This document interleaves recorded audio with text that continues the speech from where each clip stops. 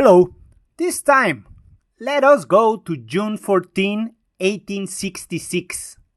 On that day, the bulk of Prussia's forces were already on their southern border, ready to fight the War of German Unification. And the main Prussian armies were the Army of the Elbe, the First Army, and the Second Army. Against Prussia stood several German states, which swore to defend their independence. And they had a powerful ally, the Austrian Empire, which promised to send help.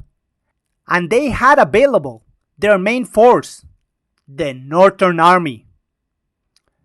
That war started that day, June 14, with the Prussian armies of the Elbe and the First Army attacking Saxony.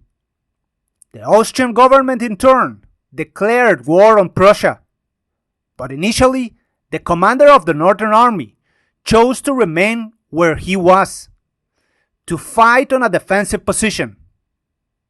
But the Austrian Emperor intervened. That army had to move north immediately.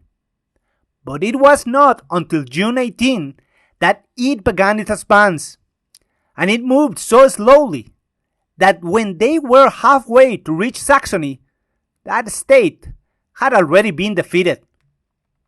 Then, on June 22nd, the Prussian army of the Elbe and the First Army received orders to close the distance against the Austrian Northern Army.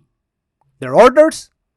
To win a major battle and end the war as soon as possible. But that was a bold move, because those two Prussian armies were outnumbered by the Austrian army. However, the Austrians did not advance to engage them. Instead, they stood at their current location, and from that moment until June 29th, several of the Austrian forward pickets were defeated. Then the Austrian commander ordered a withdrawal to gather all his units between Sadowa and Königgrätz. For a few days, the Prussian armies lost contact with the Austrians. But on the evening of July 2nd, they found the Austrian army. And confident that they would triumph, a full assault was ordered for the next morning. But at that precise moment, only the army of the Elbe and the First Army were in contact with the enemy, while the Second Army was about 15 kilometers away to the east, and a long march awaited that army. Following their orders, at dawn on July 3rd, 1866, the battle started with the Prussian infantry emerging forward, confident that they would crush their enemy. Against them were 215,000 Austrians already deployed. To the front, the Austrians had the usual buffer zone with outposts, and behind those outposts was the main battle line, with the Austrian infantry entrenched on wooden high ground, their large artillery placed between their infantry units and their cavalry to the rear. Overwhelmed, all the Austrian outposts fell back and the Prussian infantry pushed forward until they reached the Austrian main battle line. Then, all hell broke loose. Shortly before 8 a.m., the Austrian infantry and artillery on the right opened fire, and the volume and accuracy of their fire was such that the Prussian infantry was totally stopped. And the same happened all along the line. Moving forward across open terrain, the Prussian infantry was crushed by the effective Austrian defensive fire. The Prussians had been stopped. But I must point out that in the previous fight against the Austrian outpost, the Prussian 7th Division managed to take the important forest of Suep, and that Prussian unit had the important mission of holding that forest until the arrival of their 2nd Prussian army. And let me stop here for a moment. The Austrians were winning the battle. And this is very important, because it has long been said that the novel Prussian needle rifle, the first mass-produced bolt-action rifle, was so powerful that it defeated the Austrian infantry without any difficulty. Sure, the new Prussian rifle had a higher rate of fire, firing 4 to 7 rounds a minute compared to 1 or 2 rounds per minute by the Austrian Lawrence percussion rifle. Furthermore, the Prussian rifle could easily be fired from a prone position, giving the Prussian infantry more protection. But even so, the Austrian Lawrence percussion rifle was a good weapon. Yes, it had a lower rate of fire, but it also got greater accuracy over longer ranges, and its large bullet was devastating when it hit a target. The Austrians' infantry and artillery were winning the battle. At that precise moment, the Prussians had been driven back. But now, following their doctrine, Austrian officers all along the line ordered their infantrymen to fix bayonets. They were about to carry out bayonet charges, and as their artillery thundered, their skirmishers in open order led the way, and each Austrian battalion surged forward in dense attack columns. But the Prussian infantry had had time to find defensive positions, and with their new bolt-action rifles, they opened up on the Austrian columns, advancing to open ground. And all along the line, the Austrian attack columns were defeated by Prussian fire. While those attacks were defeated, at 11 a.m., a large Austrian column began to maneuver to outflank the Prussian 7th Division. Previously, direct assaults against the front of that division had also been repulsed, but with great determination and many casualties, the Austrian infantry pressed forward and pushed the 7th to the edge of the forest. And now, an Austrian infantry battalion was leading the column to carry out that mentioned encircling maneuver. The Prussian left was about to be overrun. But suddenly, the Austrian battalion leading the way was annihilated by deadly flank fire. The vanguard of the Prussian Second Army had arrived to the field, and now it took the Austrians by surprise.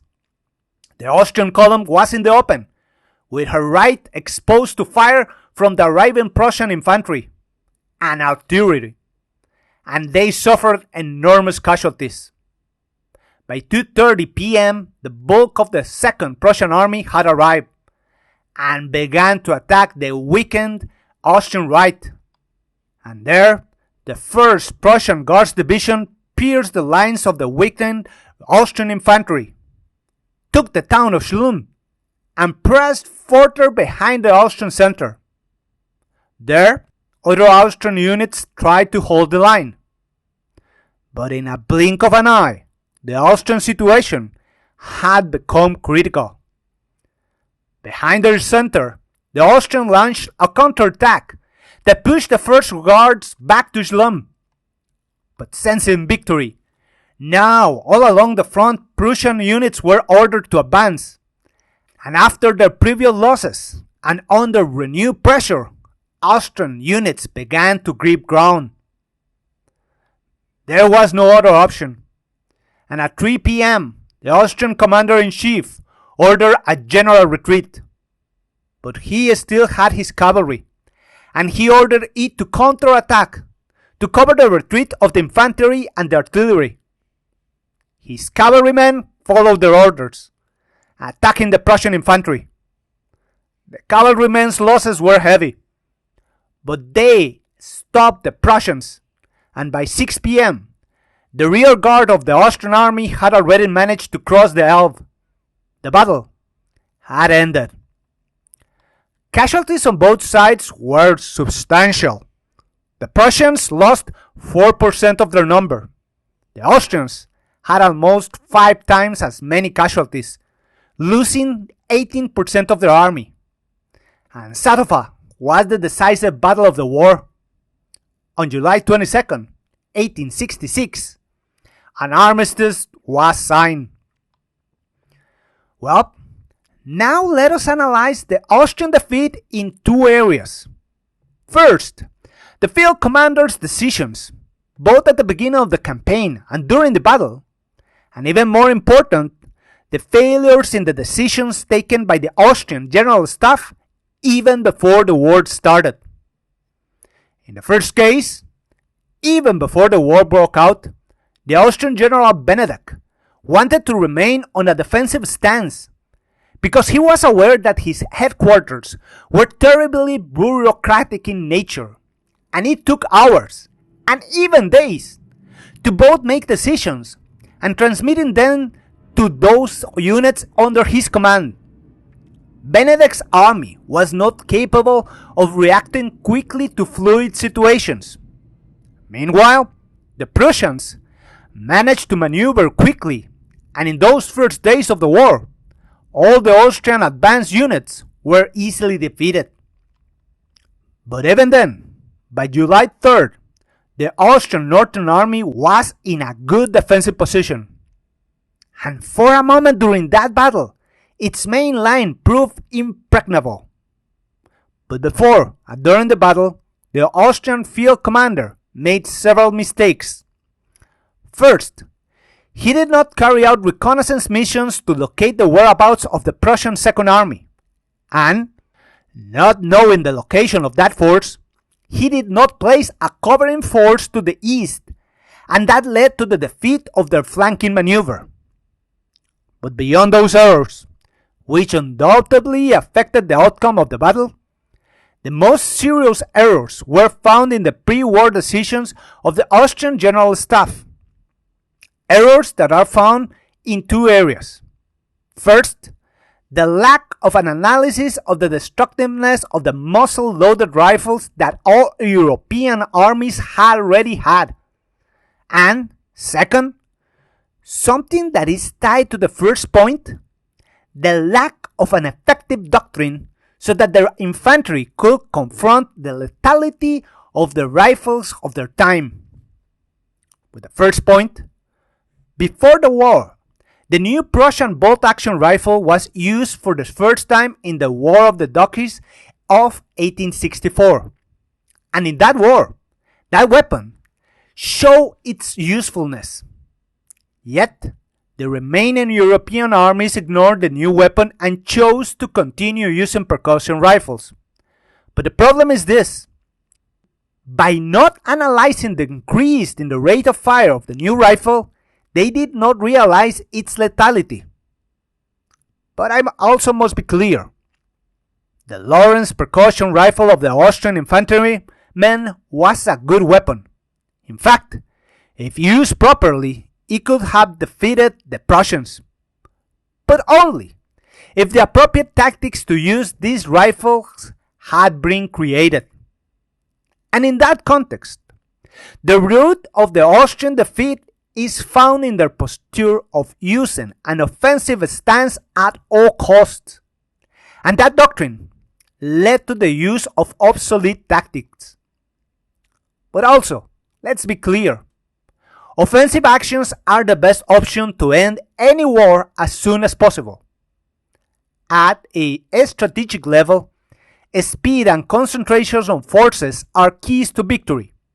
While, in future videos, we will see that the ideal mix for tactical success at the beginning of the 19th century was the use of dense artillery fire combined with shock tactics of infantry assaults with the bayonet. And that is the point. At the beginning of the 19th century, bayonet charges won many battles. Then, time passed by. And in Crimea, the fortress of Sebastopol, in 1854, was captured by a French assault with fixed bayonets. And in the Second Italian War of Independence, in 1589, French attack columns defeated the Austrians at Magenta and Solferino. Even in the War of the Duchies, in 1864, Prussian and Austrian fixed bayonets and won decisive battle. But I must be clear. Little by little, bayonet charges were becoming a thing of the past. At Sadowa, in the early phases of that battle, in their main battle line, Austrian artillery and infantry repulsed all Prussian assaults. But then, in their moment of victory, the Austrians used shock tactics. By 1865, their tactical manuals taught their troops and officers that the bayonet was the most important weapon in the field, and that the bayonet charge was the climax of the battle.